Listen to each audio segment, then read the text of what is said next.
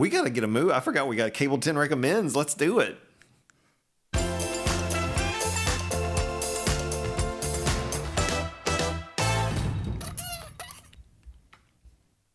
Yeah, the staff here gives you our recommendations every month. And for starting off this month, Abby Clark. Yeah, Abby Clark, she says her recommendation for this month is a fun movie, The Ministry of Ungentlemanly Warfare. I've had this on my short list for quite a while now. I think it's a Guy Ritchie film, if I'm not mistaken. Right, yeah. Excited about this. She says this did not disappoint as another true story during wartime.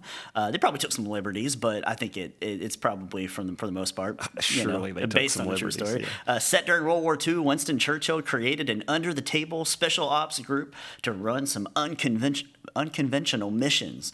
The movie depicts a particular mission that changed the course of the war. It's well acted and has some great humor tied in with all the action. This is one that's got Henry Cavill in there. Yeah. I like seeing Henry Cavill do stuff that isn't Superman.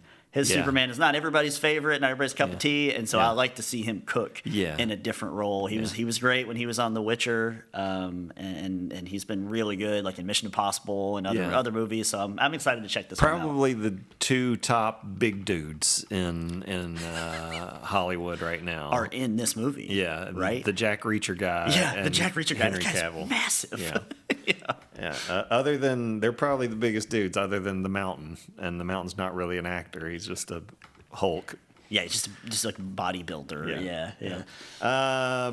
Brett says this month I'm recommending Godzilla -1. Yes. Which quietly hit Netflix over the weekend. Since I'm late to the party, my review is short. It's as good as everyone, both on this show and at the Academy, has been saying. I'm looking forward to a revisit with Godzilla -1 minus color later this summer. Yes. I'm going to watch it. I'm not huge on the kaiju movies, the big giant monster movies. They're not really my thing, but I can enjoy anything if it's done well, and I'm definitely going to watch this. I think you'll like this one. As we know, that small visual effects team won the Oscar for Best Visual Effects this past year, and Godzilla -1 is my favorite movie that came out in 2023. I'm very intrigued. Loved it by the hype, and I think it is something that's got a little bit of something for everybody. I was kind of telling that to Brett yesterday, and anybody that I can recommend it to, I would just.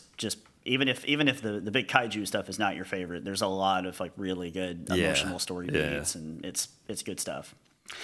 Zach McDonald, his recommendation this month is the 1% Club.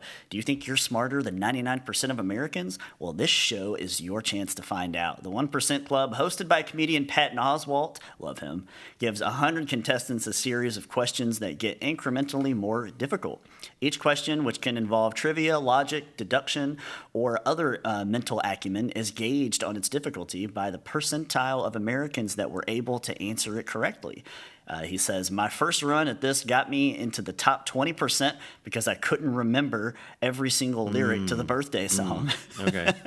But this has been one that I have had also on my radar for a little bit, because I had seen that Fox, because I do love a good like game show kind of like this.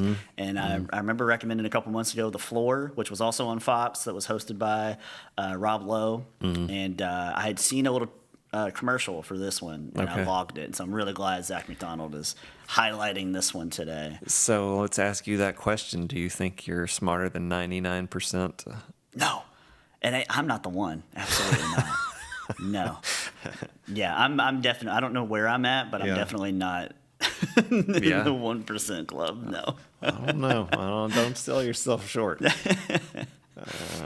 All right. I'll go again because I've got a recommendation this month. There you go.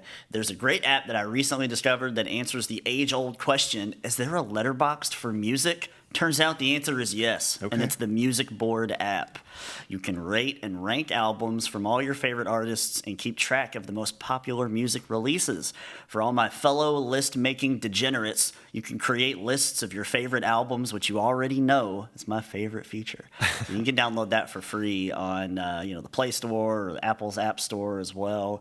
It's a lot of fun. As you know, I love me some Letterboxd, and I love making some lists.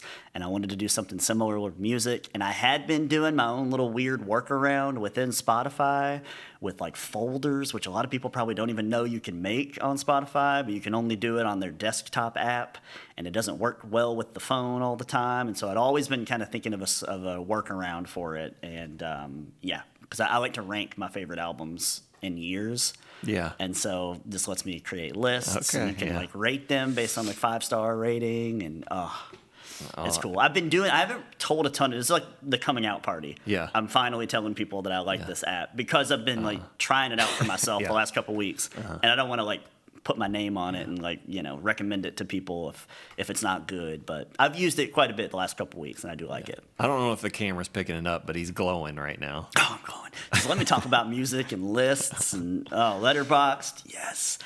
Yes. Scott returns to the list to recommends. It's rarely seen, and it took a snack to do it because I just don't watch things lately, but unless it's kid stuff.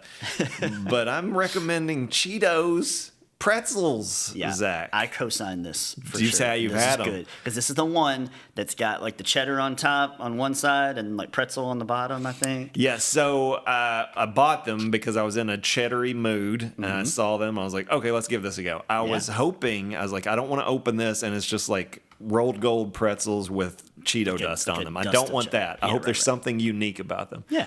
There is. Yeah. So it's kind of a thick bready pretzel. Right. They're not huge. It's a little soft.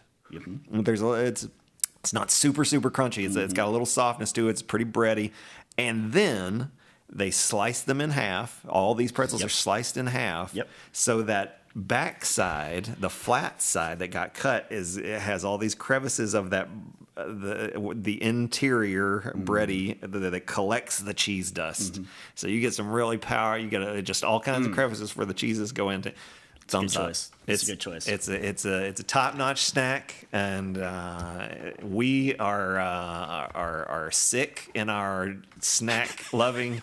And probably sick internally from eating all the snacks. Yeah, I don't know how long we're gonna last, but But it's been a fun ride. We are aficionados when it comes to snacking, and we both. So we are the Siskel and Ebert, and we're both giving it got 2 thumbs up on that one. I think that this was one that Amanda found in a gas station maybe a couple months ago, and was like, "We're trying these." Yeah, and turns out they're good. They are very good. That's been Cable 10 Recommends. This is honestly one of my favorite batches of Cable 10 Recommends that we've had. Like the things I haven't tried and the things I have, and I'm like, oh man, this is like just set all this up. This is a perfect recommendation. That was a good one. That was a good one. Good round.